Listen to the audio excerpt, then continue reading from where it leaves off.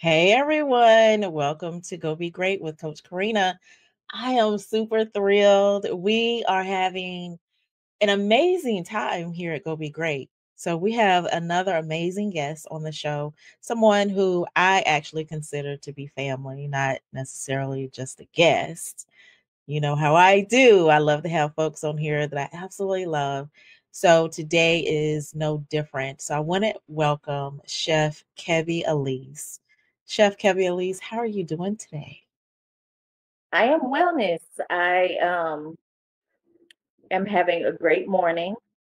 Um, Started off rocky, It but happens. I powered up with some great food, and now I'm here. I'm ready. I love it. I love it. And we're going to get into that. You said you powered up with some great food. That sounds like a strategy. That sounds like a strategy that I think we need to hear about. I love this. I love how things like this happen. So just because you have a rocky morning doesn't mean you don't have a strategy. We'll get into that. Good stuff already coming out the gates blazing. I love it. I absolutely love it. So I want to know, Chef Kebi-Elise, where in the world are you? So physically, I am in St. Louis, Missouri, the USA. Mentally, I promise you, I'm on an island enjoying myself with my feet in the sand. I love it. I love it. And sometimes we have to have that mental getaway, right? I love that. I absolutely love it. So I want to welcome you to Go Be Great with Coach Karena. This is, of course, your first time being here, but you're not a stranger to Go Be Great. You're not a stranger to me by no stretch of the imagination. And so I want to know all about you. I want those that are listening to know all about you. So tell us, Chef Kebi-Elise, how are you loving on the world around you?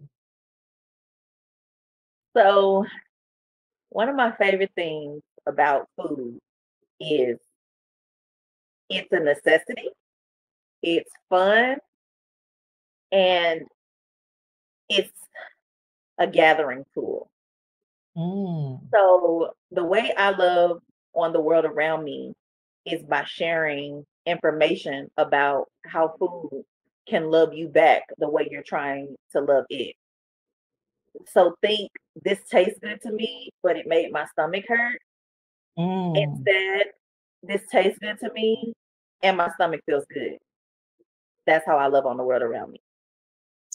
I love this. I love so this is my thing. I have talked about this in the past that I used to have a very toxic relationship with food.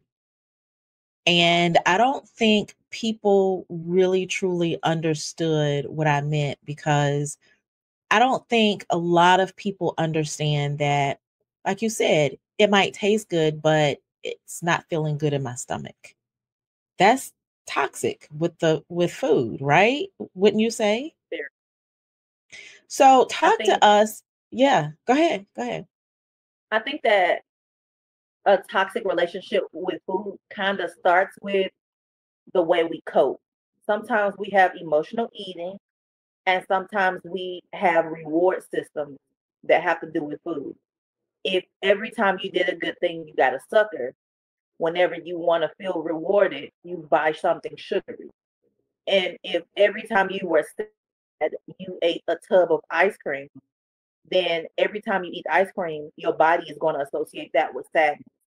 And the way different emotions allow our body to process food healthily is it's very different. So there's a practice in Hindu culture where and in Buddhism where before you eat, you do happy belly, happy body movement where you're not bringing your stress to your table.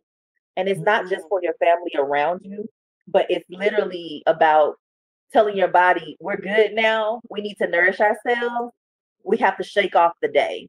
And so to shake off the day before you eat allows your body to process the food for the nutrients that it's getting uh, versus the emotional state that you're in. And also, when it's time to cope, allowing our body to feel and move through something instead of trying to cover it or conceal it helps with that. But that is a lot of mindful eating. And that's a whole different other chapter of successfully nourishing yourself. This is so intriguing to me. And I know when we first started this chat, you talked about having started with a rocky morning, but then went into what in my mind is a strategy. So talk about what I mean, you don't have to get personal, but talk about what you did, why you did it, and what it does so that we can understand, because I think this is going to be a new concept for people. And I'm like 10 toes down in this simply because I believe food, certain foods, lots of certain foods are designed to heal our body in so many different ways. So, talk about the strategy that you used this morning to help with that rocky morning. So, because I'm new here, a lot of you might not know this, but I am a brain injury survivor. Before my injury, I got my Chef de Cuisine certification with the American Culinary Federation. And I studied agricultural science and biochemistry at Tennessee State University. So before I was an ag science major, I was a psychology major. And really the only thing I remember, because I despise the psychology period of my life, is color psychology. And I use color psychology still because it was just so intriguing to me. But when it comes to certain colors, they give you a lift. Yellow is one of my favorites because it responds, your brain responds the exact same way a sunflower does to the sun when it sees the color yellow. And because yellow is my favorite color, when I am not feeling my best, so I go straight for a yellow meal, a yellow fruit, a yellow vegetable, yellow. This morning, I was supposed to be up and moving by like 8:30. Excuse me, I didn't get up till 9:30. I know, right? But when I got up, I sent out a support message. I sent my husband, I said, I need something a little bit sunnier for breakfast, not too savory right now. He said, okay. And 15 minutes later, he brought me a mango and tangerine and turmeric smoothie with granola and the blueberries on top. So we're talking antioxidants. Oh, and it has flaxseed granola in it. We're talking flaxseed. So we got fiber, we got protein. We're talking sunny, bright and yellow, flavorful. Mangoes are so delicious. So it was everything I needed in a bowl. And then I got some steamed milk with it. I prefer warm liquids when I'm eating. Um, I think that they help my body digest the food better. So that works for me.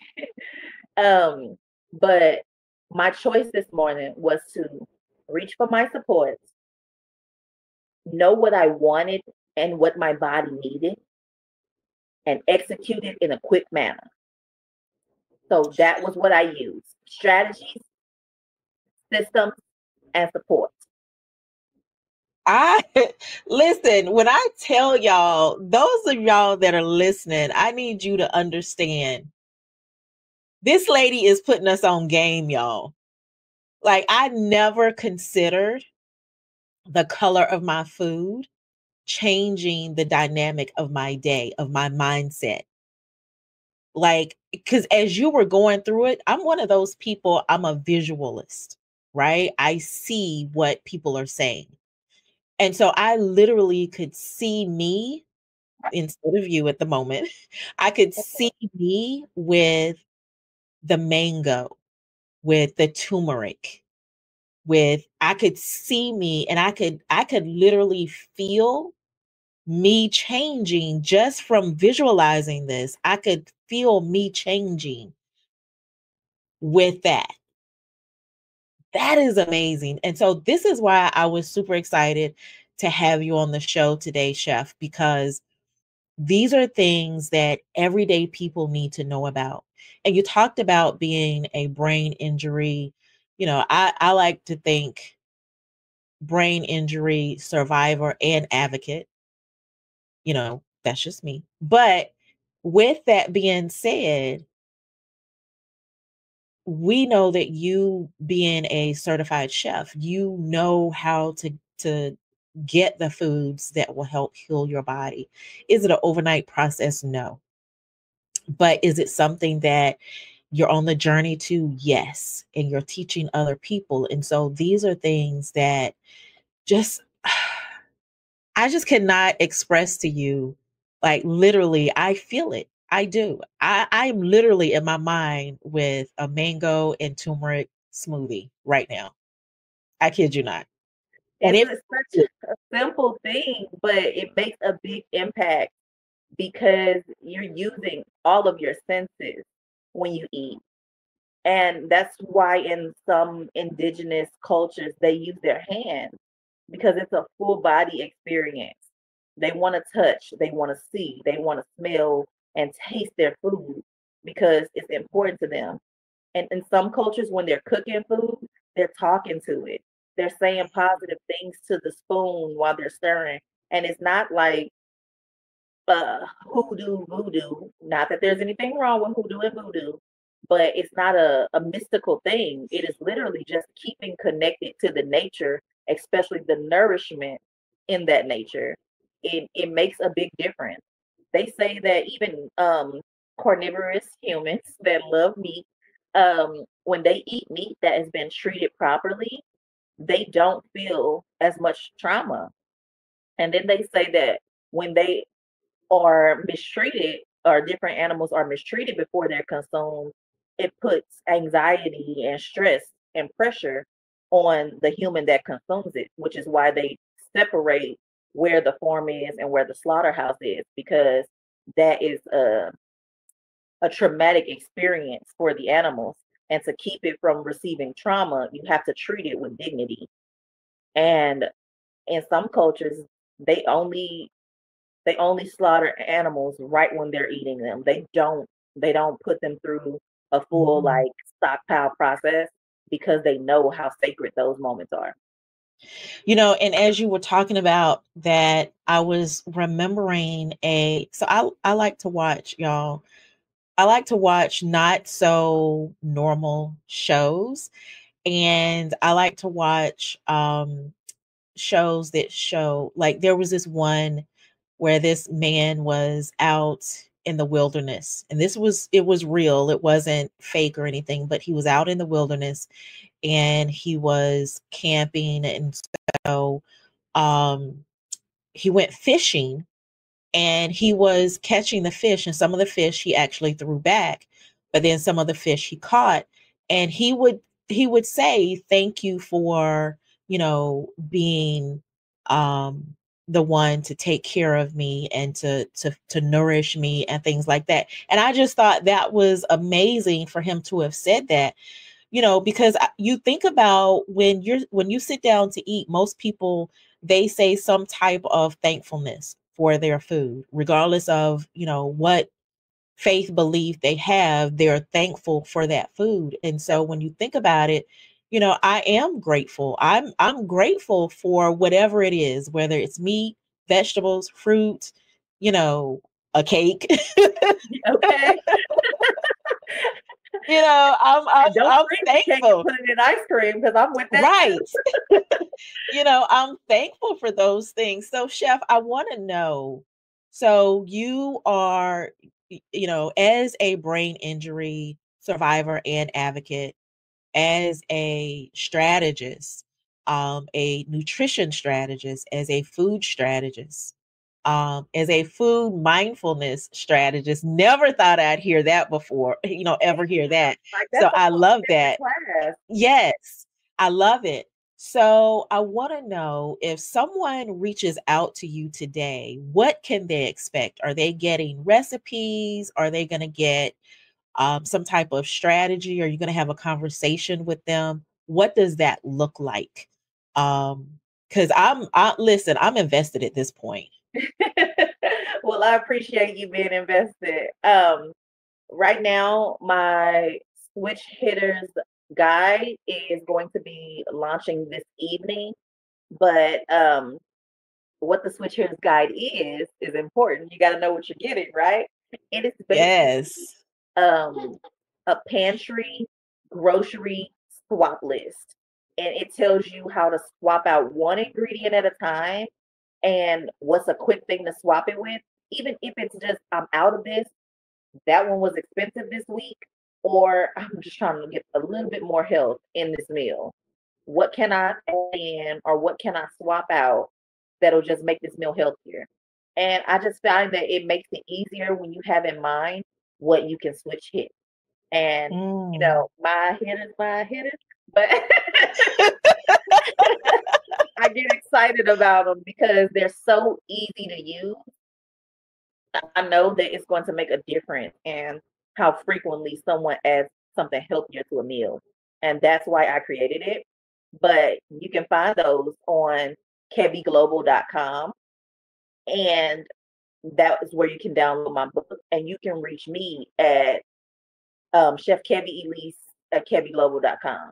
I'll make sure I put it in the chat, because I mean in the comments, because I don't want to say it Absolutely. back.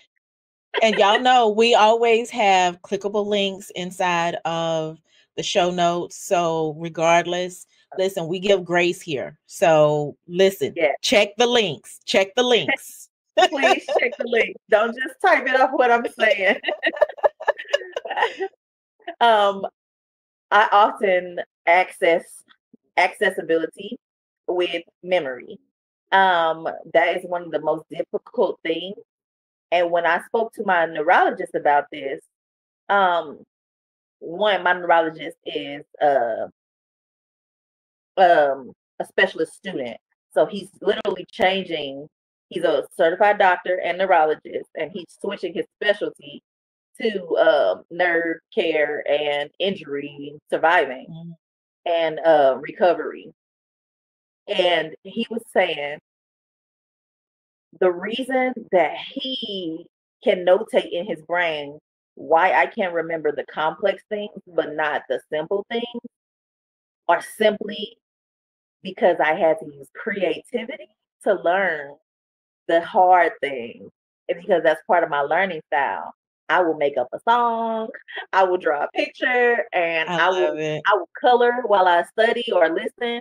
And those things help me retain a lot of complex information. Mhm. So when it's something simple like the ABCs that I have to relearn it, but I can remember the definition of a weird word.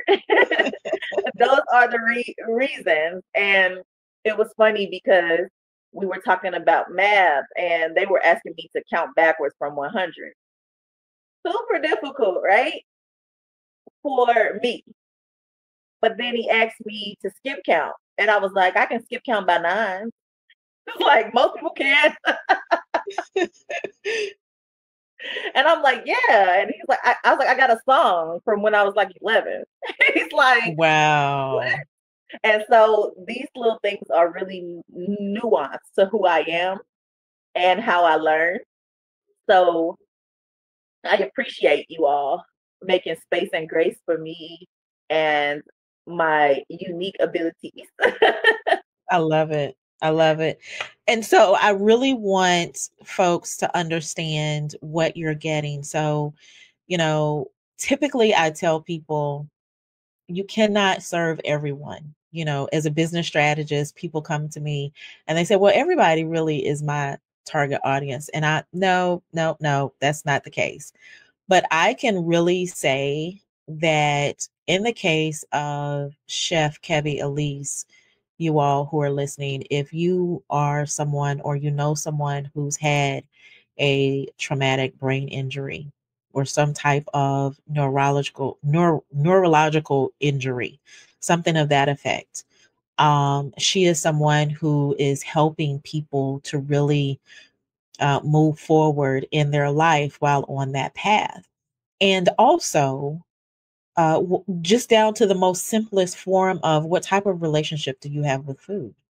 So, no, we're not saying that she covers everyone, but she covers great ground. Great ground. I appreciate that. um, Having global reach is important to me. Um, a little bit of background on why is I spent many years needing pantry services uh, and feeling like I didn't have access to help. And then I spent years after that pinpointing how I can help and bring pantry color. I wanted to bring pantry color and flavor, and I wanted to bring accessibility, fiscal accessibility where there literally is none. People are living in food deserts. And with my global reach, I desire to create a Kebi Cares program, which is actually in the works of being able to provide different tools to pantry participants and for pantries to be able to service and serve more people in their community. I want to take the shame and stigma out of having a need in a space where everybody does. And first things first, can openers. That sounds so weird, but think about being a person that one can barely carry as many cans that they have to offer at the pantry, and two, getting it all the way home, ready to eat it, and you don't even have a can opener. And most of the time, those are things that aren't supplied by the food search and the other organizations that support feeding the country that I live in, America. And so I desire to offer the pantries just a can opener. That's my first gift is to be able to offer a can opener so they can use it with their cans. And I want to do like actual cooking classes, excuse me, at the pantry and based off what donations we have. If we have donations and they're including like a Thanksgiving style meal, well, how do I cook this? I haven't had this much food all year. Like, how do I cook this decadent extra meal? They need to know how to cook it and how to make the most out of it. So that's where my heart and my accessibility really lies. And because I'm not physically capable of being in my kitchen right now in a safe way, um, what I do is I sit, I sometimes prep, but most of the time I strategize for my family and how we eat. I'm in charge of what groceries come in and when they're gonna get cooked. I love it. I absolutely love this. And, just thinking about, you talked about people having been, and folks that are currently in a food desert, and I've shared this with you before that, years ago when I was a single mom, I was that person. Like I literally had to cook a meal, several meals. This was more than one time, during this time period where she ate and I didn't. And I had to make that decision, and I was okay with it because I'm a mom. Of course I'm going to do that. But as you said, living in this country, it should not be like that. But when you have resources or people who are on the front lines in so many different ways, like you said, just being able to um, utilize the things that you have and then actually make it enjoyable, right? And that was my thing. So this is why I resonate with what you're saying so deeply, because the food that I cooked at that time, specifically for my daughter, she thought it was some amazing meal that she was like, "Oh, mommy, cook that again." And I'm Yes, like, girl, you have no idea, but so this is why I love what you're doing, because I think more people need to know this.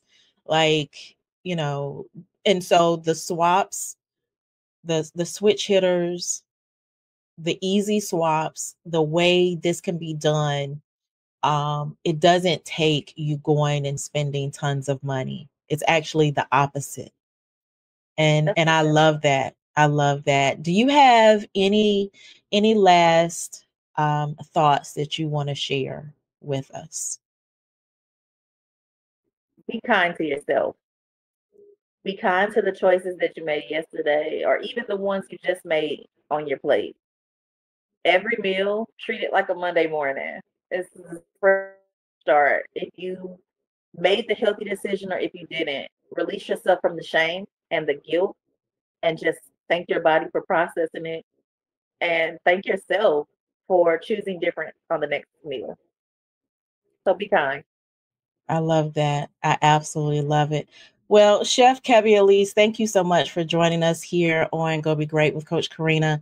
You all, this has been another amazing episode, and I want to encourage you to reach out to Chef Kebi-Elise at kebiglobal.com. The links, everything will be in the show notes. You all know how we roll. Nothing has changed. I know this is like our second interview of the year. I've been going strong solo. It's okay. It was a plan. It was a plan because I wanted to make sure when we came out with the interviews, we were hitting it hard. And this is what we are doing. I love it. So you all tune back in next week at the same time, wherever you are catching your podcast. Thank you all for tuning in, and I will see you all on the flip side. Bye for now.